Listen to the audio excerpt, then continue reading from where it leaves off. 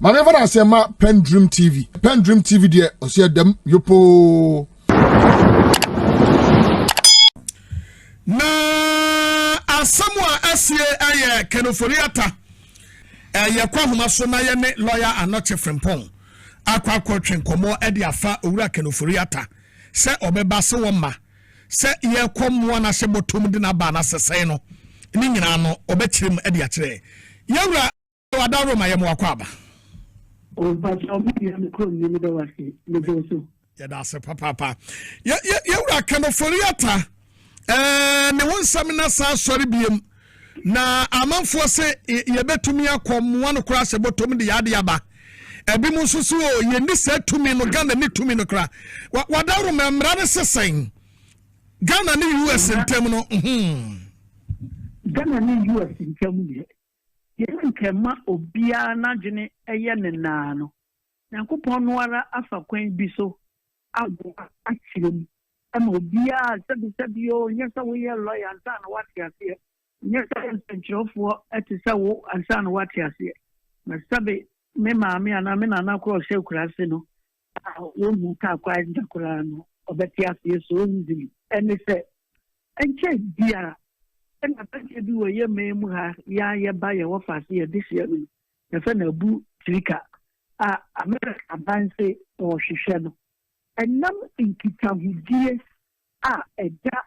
Ghana ne America in term various conventions nyina sunsan na yet it is under United Nations Universal Declaration of Human Rights, International Convention of Crime, and your friend is saying Interpol bebre yanu omu conventions bebre entino and yes so easy that on between adeka obutika wasem se omode leko so bibi gile di senko no so ofri ni mu akono so pere kakra ni so sorry ana oko mente sadia ka na wedu ene se nsu di abrewa yi puma kwa mu a yetumi ede no eko so that means to say yemia Ofori-Atta so na nke se ba far earlier and sana abutika asem no aba adie ba ko pedi na a delay can Ofori-Atta ne maya yentini amfa na mantamo a ema abutika de ne bobom na adie ba ko pe na ne de ene say under international law no se obi ya boni awo women na waje ne say o pese wo di nipa no eba emera ebo nipa no ho ban emera ebo ne ho ban no ene say that nipa no to me approve say bana wo fere wo de no eba no it is now beyond the law and it has come within the ambit of politics woman na your political and your emera no sa o man no nipa na ko bo no ho eja no onim wo de ne ba the person will not be treated as an accused person before court, but a victim of political circumstances. Which honest one for them. And you know, me are not there. The beyond the mensa estimate book cassette. Yes, special prosecutor. We are the catch also only memory the oboa. No one a lawyer now doctor or that is able. Then I say your my phone, sir. Wouldn't be the award yet. If a person was stay case, said that stay case, and not politicizing. A political issue with the American government and the Ghana security network in at least Ghana Police Service and the working here. The police and press conference. And the American government is so anything our US. Now, last year.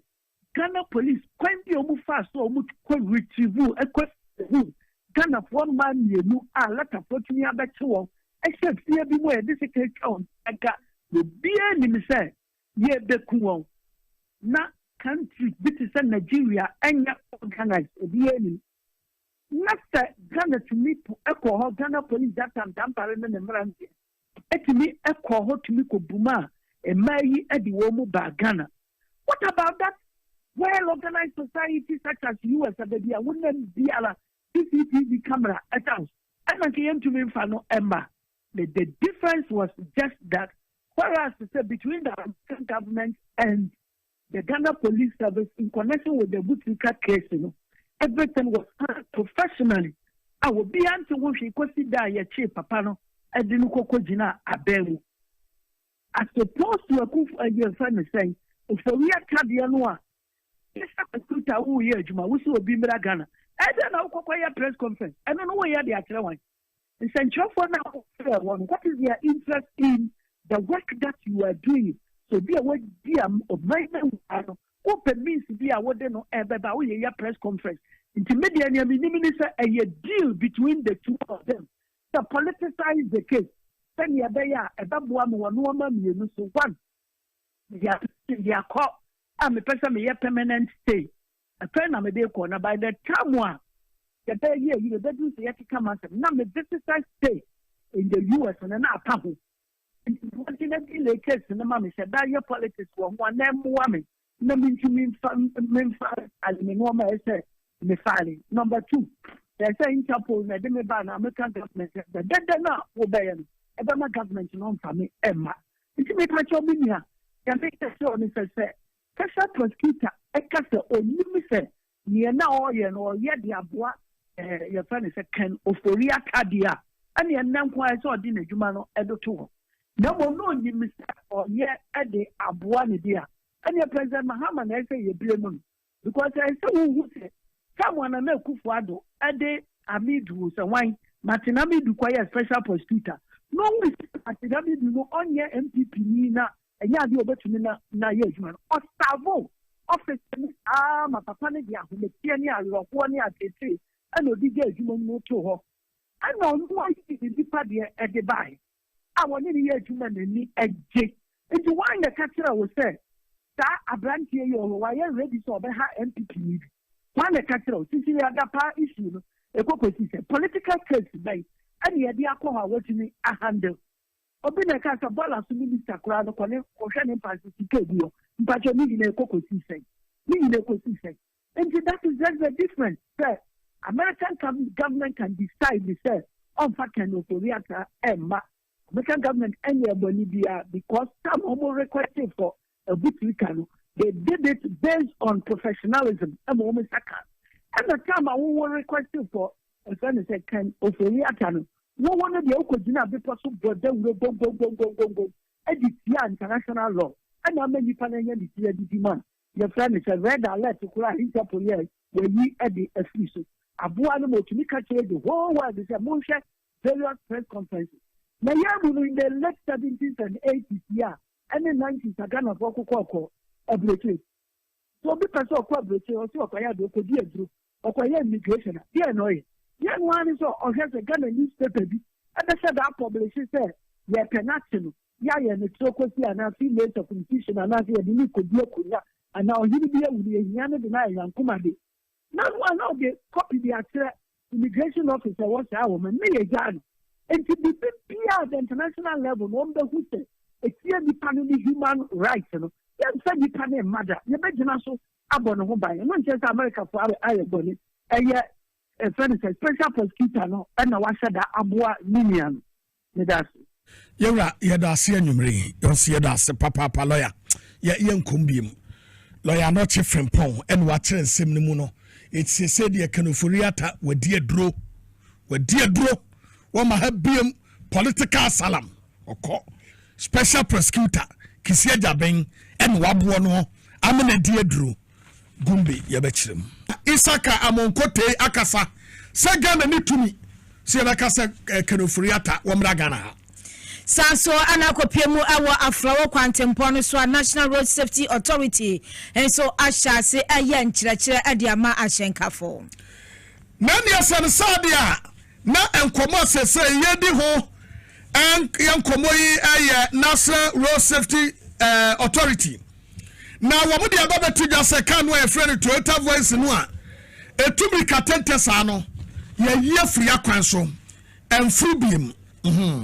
Saso anene aswehwe aya asetrem yedin sam so so akabo no say World Cup na eba nipa bi mfa akwanya na yamfa nipa enkonko asomu human trafficking no ebi ewo amono ne Gomwa East ada omampani John Dramani Mahamase se empuntunuma wayamo modie womodanasea bimra bim Saso sebene se aya inkremosum nchira hodo betimi akoso ewo krachi intumuru na msayo so mese adwumakuo bi ni mrachi bedwenna kaboma nchira ekoso ewo entemese honsam no yade eno so ebremo Kajetia umbrella movement ebi ababetu dwa se anano esentwefo hia mu bi ekoso oketia se edwa no awiawie wonsa amuakuni edu almost stress nukure bi enim Saso ana yebeko ofuase honso no se ade te se mpanyfo ho no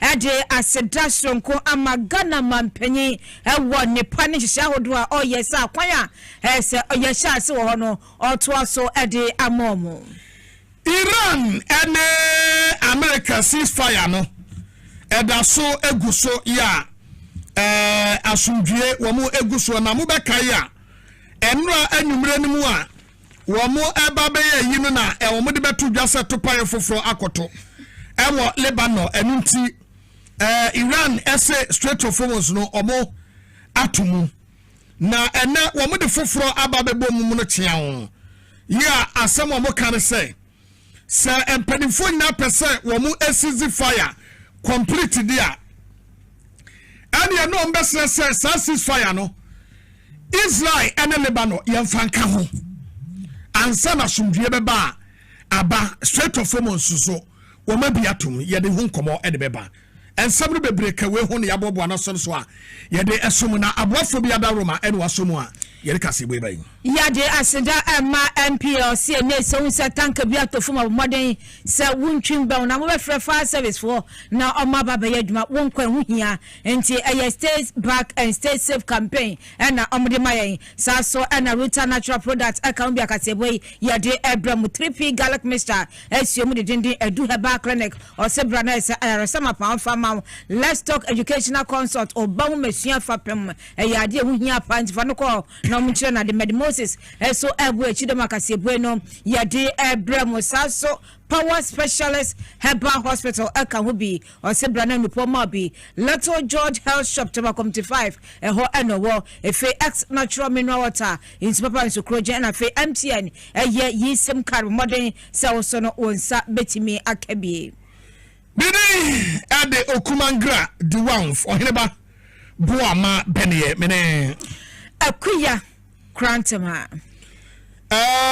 NATO wenso de eyamono tiawa abe PM sese no America aya na dwe se ofiri NATO mu ofiri ondwani NATO ni biem na wo ofiri mu de a Turkey aka NATO ho won be kwakobo won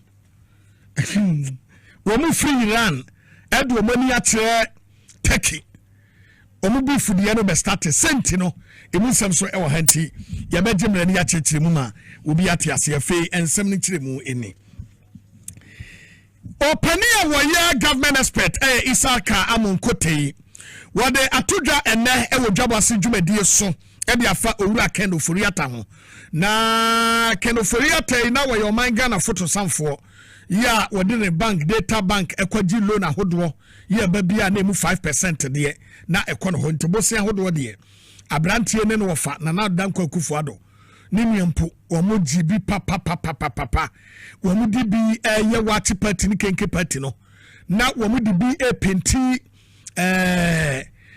overhead ho je ho cash na omo di bi so dware wiem fama wo wiem ka ho akokora wanya 10 years wo jema wo wiem enti sanu manoma wodo ya Ghana eba ye reset mi eno mo se ne owura Ken Ofori-Atta mo se adodo a woje ye no bra ba kire mu na Ghana fo ehu se ye beto aba no eto aba wi ya Ken Ofori-Atta hu se walu sunu ana pabam wansi krom hakora biem etiana no na ye dodo no ho se ye benya no ne yakwa akomo no kode ne aduna ba besi Ghana ha ne aba be dinasem ni ate ya ne sa America fo sa kwa no kra no why overstay enti Donald Trump ko bi ote ya ye friend ice wo ma kwa champion Ofori-Atta kwa kotum yande Ghana ha ye bo se sa so kana kodru ice de kan ke obeba fie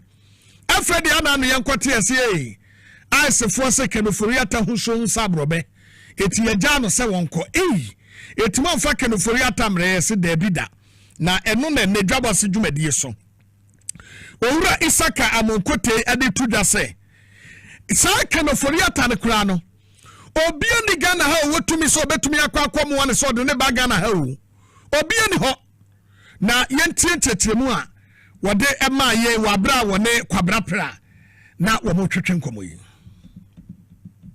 aban de asubie bia ni so aban timi nya hwe any America for en itahudi ho America kru no e kru a ya chichiri ache ana omo won hihye bebre e kru a sika na obetini ato ofa ahudie no atena ho a obetini ato atena ho ntumi fa bibia nkonku pi obi a wakotena America agina uye den ntumi nkopa no ma the whole world no we see nyina no baby a asemsi a yekoka international court no America say America ni bia nkoka ego a obi ntumi mpa ne court obi ntumi the whole world obi ntumi nkasai enti ke wakoko bonu weja wa America aban ntumi ye hwe hu tete aban ntumi ye aban bekika obeye de obi tumi aya nso America in na zile nya dia obi Ghana aban ono obebre nipa ne ma eye America for and America this year ne ma no the application to say papa ye pese obeda ne America ni misika wo ni de America fu misika eno ano no ye hu kukwasa no ma jinati embi o Ghana ni ye alata ni ye debe ni America be e krona ti America no omo won hihye bebre a ebiti mama wonye nko obi ba wa be gini de obitinya afa won ane ne yakọ wai aya sama owura Isaka monkote wode etudwa ne no tiri no ena edom kuma no omo wo mra sebedwa fie no so bi ede ababetudwa nkanka so amemra sebedwa ni John Dakon ese ane edom kase wo mra sebedwa fie ekeka se ke Ofori-Atta no kura no MPP for no mama na dwane akwakotra brochire na won peso beba bebu enkontade ate Ghana fo sika dodo a woje ye ne kro no a wabo Ghana ena John Dakon edi tudwa se o amuka ne saade a na nya yie esanse owura ke Ofori-Atta no obeba no oba bebu ne konta ade afese de no mate ho na momum fa kwan papa so esanse de dom kase nam so no ene de aban nam so kwan yo nam so no enye eti aban no fa kwan papa so kan beba no oba be yin ho nsema no. For those of us as a minority, there is no way anybody can tell us that no, we are against accountability. No. Okay. We have never said we are against accountability. You did say obi biara na oye adwuma ma na kufuado onya position biara no the aban so here to be yin nsema no a we believe that. Good.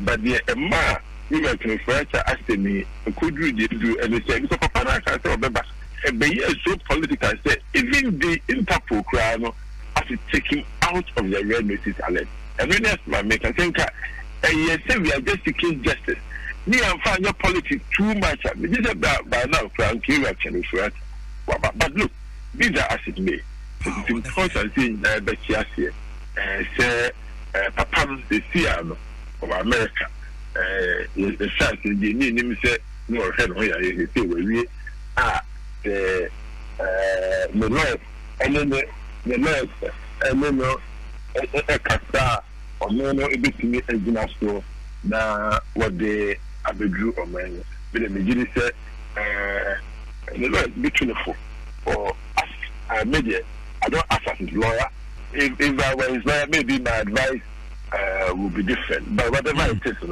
you say you can Ofori-Atta at the appropriate time, I'm sure, he availed himself to the to the justice system. Okay. Now, so and then again, Kobobi so many.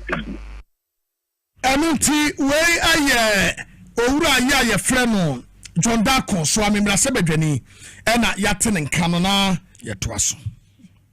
So na yanko aye atifi mantam no emu na se mekase enekopiem a eyade a Germany manu anem senior Ghana abomodin etu anamo ekontemone regional minister na kwesi nkonwa kasa ehwekon mode boa sebeye na se eye impuntu betimi akoso titiru no efa bambo nsem na owura eye Donatus Atanga ensimode tu John Bless eye mansoafo ne musini ekwa nanso no ebi eni.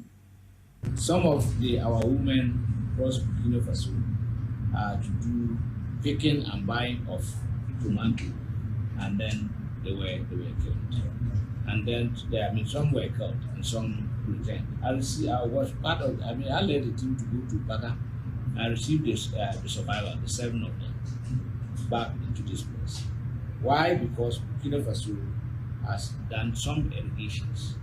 And so if the German government can help us do something like the irrigation, not maybe the big dams, but if you can use the mechanized boreholes and all that to support, to do irrigation, for the people to do farming, they will not be crossing to Burkina Faso. And even when they cross Burkina Faso to buy the tomatoes, they are exposed to being contacted and then being enrolled into those kind of groups.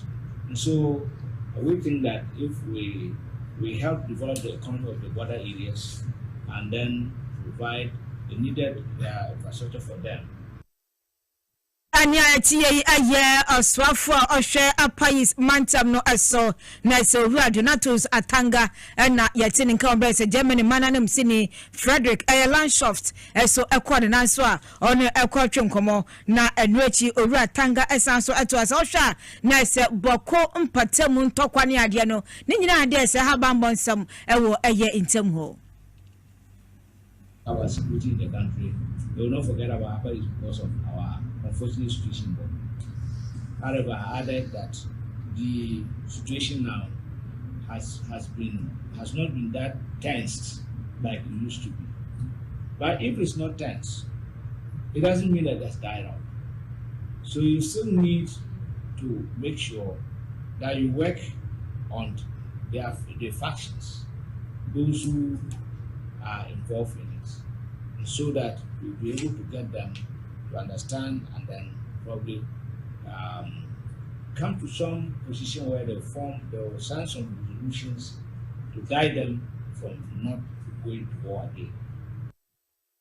Ura aya Donatus Atanga ono meswafo hwe atifi apue mantam no so ne nkomotwene adesede oto aya Germany mananam sini insrahwe mu no ebi na yetiye yantu akase bono so na yenkonko ha eno a na report bi eba ye ba beto dwa na ka ba ku bi a eyekodi ewu papa sede ka yi ba nansei wasia nu moja eni moja wahwe agu fom no enye adeketo akra na ye friend Toyota Voxy sa Toyota Voxy ye de ba kuremu ha eno no right ena ye drive edeko na ewomu na kai amanfo koto a na wo de akode atutu city ano ne ye de aba left amanfo na ye ho adwuma na obewu se obewie adwuma no a won bewie no na akwakoda ne asem foforo ewo ho ye nipa kasi ese akum wo mo no enya de keto akra na eno ena ama National Road Safety Authority NRSA edi ababa to just say a free Wednesday April bosom de toson watwe technical committee na kwata se investigation no wo mo de ababa to just say ka no Accra Kumasi yetwam Kumasi Sahi yetwam Kumasi Tamale yetwam Accra Aflao yetwam Accra Togo yetwam Ebakwa sek and no crowd speed in the yantaso na saa cars no kura no omunyo mbebra ni nyina kura kojo esa enye good for commercial purpose say ye de nipa tenem na ye de ne tu kwa aba no da bi enye no nti ene yeye na chairman edema ekuei ana chairman Emma Toyota Voxy Technical Working Group no Godwin Kafui Ayeto wano na this ansem we de tu dwan watrem se free na da ya equating tontan kan ya bra e de free akwan so etu nam kwan so na wo se bi the speed obi taa ho no apagya ne nsa ba ko wiem wo no front wa o purchase no kwache no cash wo de ma process a ye be dealing with that person if free na da ya equate no ensese e fire kwan no so biem kopem se mpanimfo e be take decision e de afa ho etin koma efrimu e de aba no na yentie ensema Godwin Kafui Ayeto what it tuda.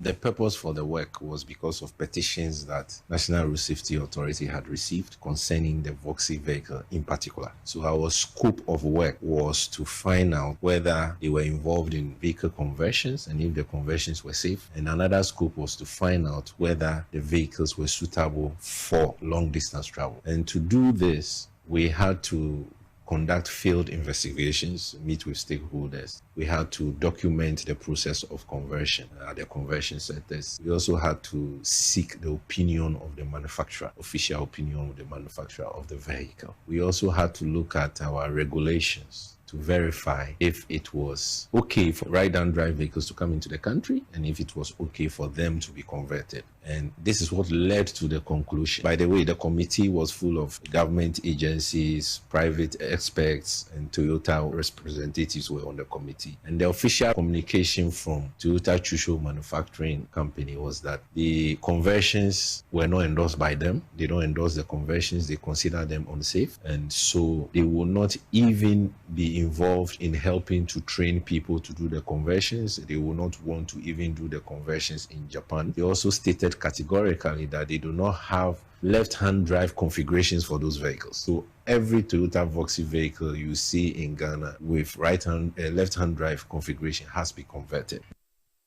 Eti wey ayen semwa Owura Godwin Ayeto ede atudwa na yekwa homa so na ye ne atiase mrase badwani wasan ye member transport committee ni ene na kwakodi nkomo e de afa de ekoso ho na yebisa honorable say honorable Kofi Ahenkwamafo ni akwakodi san say nyembia mrase badwafie we no enya aba ho ana ne yensanka honorable ide ye beto aso yensaka no a ye bema wakyere makyere yanto aso na yankwachi na je se yeda so ewo eye kwantempo dwumadie hunsam na ekopiemu ewo eye tema afro kwantempo nso a na se eyade Ghana Police Service and afi National Road Safety Authority akabo mu eye nkyerɛkyerɛ sebeye na akwanhia dodo no so betimi ate ewo yakwan so enti o matresa ahyenkafo na so mokɔ a montomobo na Amerika hwehwehwem samode kɔ no anyade a ebetimi aboa esanse made bi akwanhia no se koso na enumu ena chese eyankramantema regional director of National Road Safety Authority Owura Joshua Quest ade nsam atudwa no akire de a ewo se ahyenkafo no eye wombra somnam kwanso edi omduma.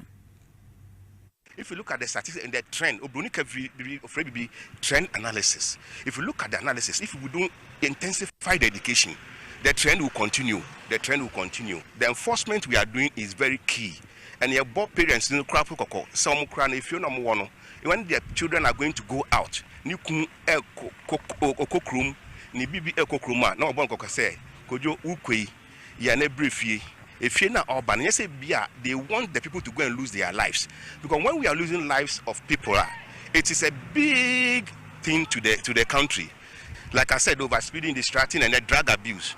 The drug abuse is something we are also looking at because one, if we look at the young boys now, it's the drugs. They are on, this they call it red, tramo and whatever, and they are using it to drive. We met a driver on the road. Was stopping a car, young boy. Now, football pin one so pin aye boni nyina no. Share no, or say a quino asa. Not knowing he was on drugs. Never says a quana sounds to a quana as I bought a secretary, a quana bought a secretary. You see what are all this? These are people who have taken some drugs and then they are still, driving in alcohol.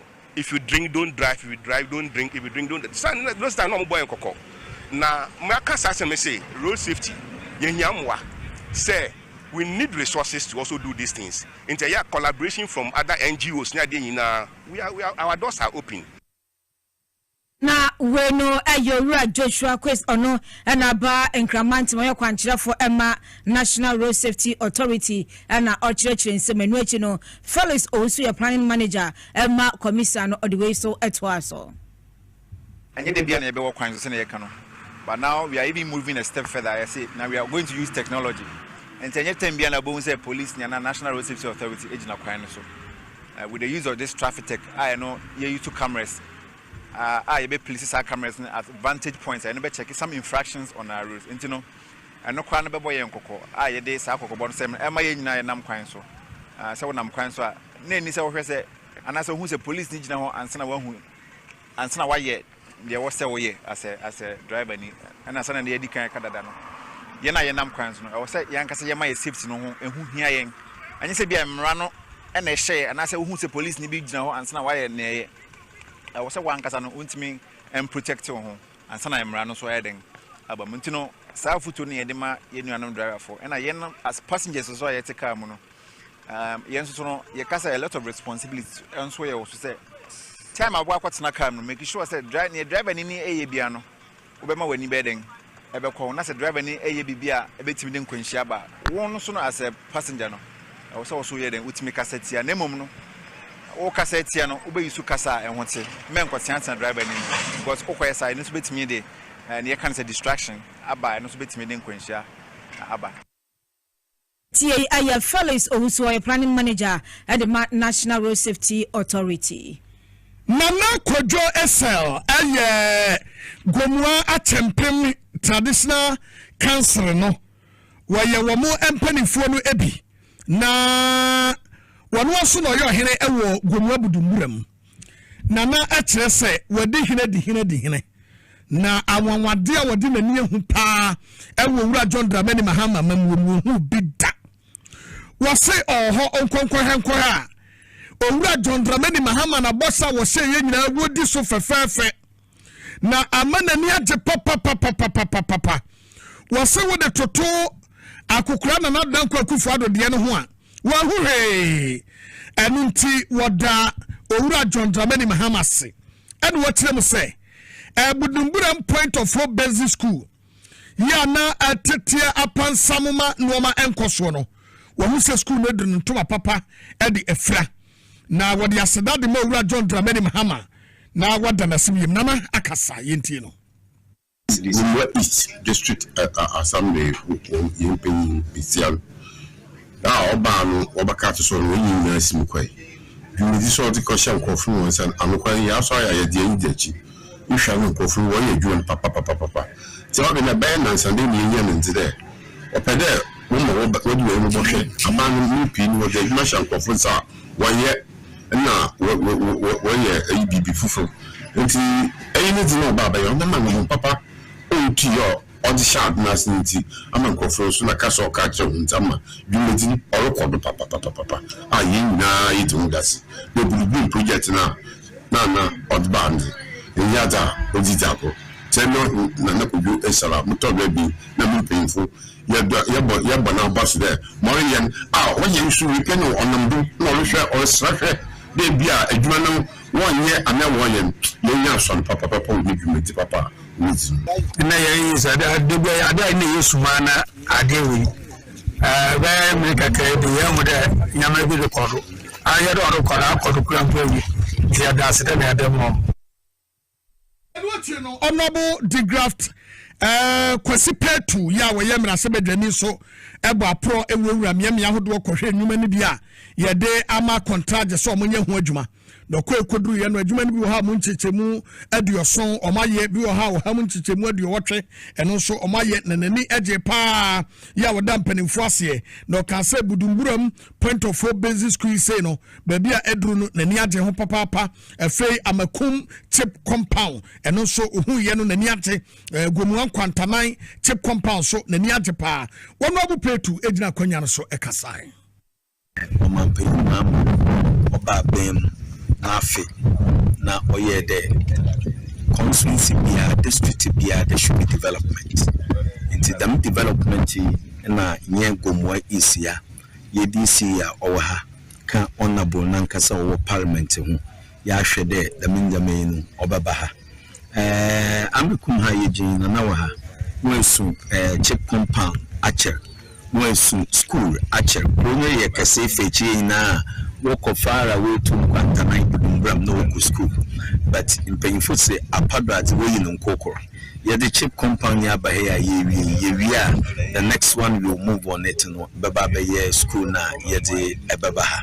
Inti hwe ndwuma contractors no wo ye na edwuma umabin mama onam ni painful do the DC MP do de abagomoyisi no in fact oyenika afi pepe yu afi nya afi bi enya aban bi obetena mfia wotwa yehu sanduma na dwumo yu na kai okadwem asesi ye friend legacy project assembly region kwan obafada obetuatua de ndwuma okabina but the ndwuma afi bokoni we ni school na chip compound na dini na ne yebubu ya no. Why I am Rasabajani honorable Digraft Kwasi Petu ena yetenen kano. Yanto na ya kwani menyenim se enche bia na sago kansi price hia safa na nyina de asie ni ma se Ghana ya kan bie na nti nipa be yadwen se bia US and as Canada ya beko na yakohwe awo kansi me mechira World Cup 2026 basui na enam sa dwumadi nti meka se asoye hwe asetenam yedie ensam so ana fe imrachi badwafo eni adwumakuo bia se from International Justice Mission akabomu ye nkyerɛkyerɛ se be na sa akwanya bedawe no nipa bia fa nipa kwankwa somu eto mo mrada ye wadwuma ma oni ade no se yemfa mo nkosi baabi na nkonko ha adwe enti omo ye nkyerɛkyerɛ se be na obia be ya hwe yie se uyo oba na bema no kuo bi nsore waka emaka se bi betimi de wako baabi na yembaji usika nu achi kura no ye de wako hyenku asumu ayaya de se de be yo no enya asim kuma nsema Dr. Agnes Namomo Latte eka wasansemi ho no moma yentie bi. A very important workshop, especially coming at the back of the World Cup that is creating a lot of energy in the country and euphoria. The side issues that we have to deal with when it comes to the World Cup is that unsuspecting victims are trafficked in the name of going to watch the World Cup, and so this is a proactive way of supporting the country and all other persons to know that these things can happen, and so we should all be on our guard and ensure that at every stage we ask questions that are necessary for our safety and security. Before anybody can protect you, you should have taken some steps to ensure that you are safe, and so that is why this workshop is coming. So it is important that beyond legislation, beyond the laws, we are seen being proactive in the implementation of the laws, and I think that is the only way that we'll be able to salvage what we want to have as a nation, or what we have. Na we yoswa for share eye asetenam ye de nsam so Mame Agnes Namomo Latte na yetine nken na mobakai a na wotwetwa munum na akasebom ye de ebrem se ekuro bi a wofre ho adwadifo wasantemantam aka ho bom ayeye kire ene sentwefo di nkomodi ato omonim se Kumasi dwakese no a ye frɛ Dubai Ketia market no emu agufam se gro na wo botia se empane ne nade abubo mu nyina no alusu ama wugina ho na wo de ahode kakra bi pie dwa no a gro no ebehwe agu enu nti wo mo sese mpanimfo mehwe won na saasem we ba beto dwa no ama kajetia umbrella movement na tese tinye kase a ewo Ketia dwam wo mo so babontia ba bekasa se enkomo a eba bontia krofo beka ye nyina wo mo bowa dukura bi anim na wo mo atresen emfie nwotwe a akufuado eba betra konya so na sampan ene ninua osasibe eba be ye mayor ewa santimentem no wo mo ntumi amaye hute ewo ho esan se wo mo eba ho se meyo no ye mimisa se maintenance dodo se no mo ye no odwa no mu pu a ye manu matumi koso o mo ntumi anya bi enti se mo ba bedina simpie so na se mo ba be kasa mo fa so bo mo won na ebo mama mo mama ye te se de asedwa no e na enye no owura ye wo kasa ye ayo owura kwabena akwa wakasa Igaya Timothy Okan and Yanokre, Lemon or the civil for the political interest or several political parties. They didn't know Waba Abeki Kassan. You only say, and this Abayan or Han, Lemon or Hybrid before I take a union answer. When you say, or Kai, the good and this Abayan figure. Now, so young and Kai said, you pay figure. So, because a general Amana, let's say, and you pass a better move attack and ma. I better than before Tiamus, again I obey. Again, she then I know how to be a petty obey. It's a magana man artist and some now and none of pay. The maintenance no as a guy, baby young maintenance. I want to pass a bit down. The woman, no quite a woman, what they, but no man at town, Wakana Kaka. I said, the AC that. Now, if you say a seed day, you be a day, it's a binder down a pencil. The best in the maintenance, Papa be answered down for it's any day. You don't know Maka Credit, National anticipated the old kind of for you, and that's Ghana mining now. On Kaiser, second for one, or shall come so my baba, or TV, or shall Okakas answer me in Adiatia, or Baby Rahamanoka say what's that, our torn again. I owe that Amana, a cow Ababetum, I know you know Magna Abatum, and Yano Press, I owe Wamana, and the best Gana for. So obi a person obi ga okeje tie ga mu bia omra no medini ga obedi akọ asubiem wai aya kwabra kwa na sema wode etudwa eno no yegire we so agya abo fon kra to tew ne yaba na ansa na ye be kokora no de yatete e kire se Israel wo mo mezalsa wo mo etototopa ye na no mo etotototo no sa wo mo hwumba ko no Kim Jong-un, North Korea, ni embassy akoto ho. Ama Kim Jong-un papa. Se free me ko bebo no ho ban ewo Iran memu. Na memfa foreign de kakra emfa enka ho. Se mo se medin kan mu adi nkomo se America aye na adwen se NATO kura wo frim. Na Donald Trump ena eka ena wadi ababonten se NATO ni kura ne nyade obedwane biim esan se obi anya ntokwa NATO ekoboa no wono American kwa ni Iran ekokon ya NATO meboa no a NATO so wo momoa no wono akoka ne ntokwa ntu onkoko na ade enti NATO adisappoint no na de akoko fasa entokwa nyina ade abane no se Donald Trump eba ye no ena wadi betu dwa se NATO wabo mo hokate efitetententre de nyina no ya ka NATO finance America ne bo hoka o ma bi ya ka ho ma eye NATO bia no obia enka ho obia nyi kapre ana Donald Trump ede beto o manu se obi biara sika obenya no woni mamu nyina GDP no emu 5% wonyi mabu NATO eno so yesika ketwa eti ama womu adwane NATO nyina no obi amuna ewo ni tim enti okwaka ne ntokwa with Iran ya yeso mabu yi ena NATO fo se aha se ena hye wo no wo se wo na wo ahode de kokon ntokwa yenka ho enti ofa Donald Trump se ofiri NATO mu na efira wo firi NATO mu no onfiri NATO mu nkokwa Turkey aya ne sudwe enti obebu no ansa no awrade obebu Turkey ansa no obekọ awakọ afiri NATO ni mu de atosu mienu Israel so say Syria Iraq and Iran aya rough no na Turkey ka ho anunti wadi Turkey baba be kan ntokwa no ho na wo bewie Turkey kura na mukaya de akofa sabasa de nyina aba no se won se Bible mu na otikuro bi te se Koronto Timoteo Efeso won ni nyina akwa se Turkey mu amene Turkey oma convert be ni nyina be yankramofo man enti amazing ye dwa se Bible history wo mo distort no eti won pene obewie won eti eno so emu nsem akwakoba na eno na US Congress wo mo declare ade aba beto abonte say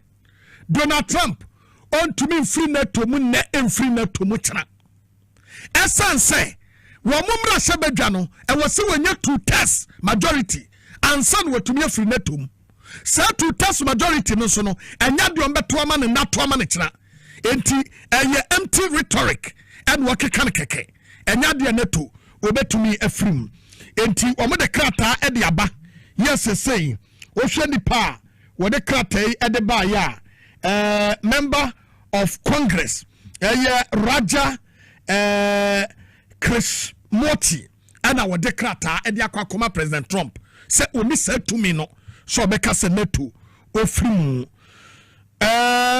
what for Donald Trump so and sembi ya bubaba and for ahotom makra na Israel and I am not just say no wame Lebanon ebeka bum na womo akwa setena ya emu so ensem foforo ababetodwa na Israel semwa wodi ababetodwa no se womo pese wone Lebanon etras no musim konwa etuo to paye ni bibia Lebanon wobia no yanyin kogu ho ansa na wone no akosa setena no ena Hezbollah fo no so no yamra wo mo kete so mo ntotopa ye bia eba ne sadia ene obaji atum finally ene Kim Jong-un yes say bia yatete say was Israel made huge mistake. Israel missiles accidentally hit North Korean embassy in Iran.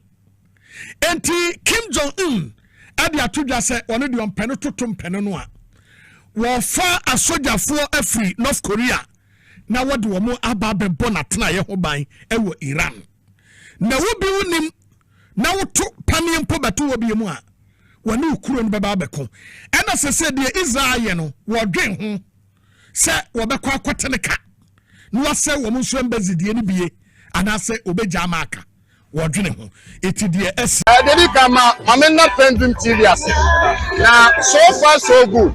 Say open online portal e wo Ghana nipa share nipa follow nipa comment here to my best of knowledge without any biases Pendream TV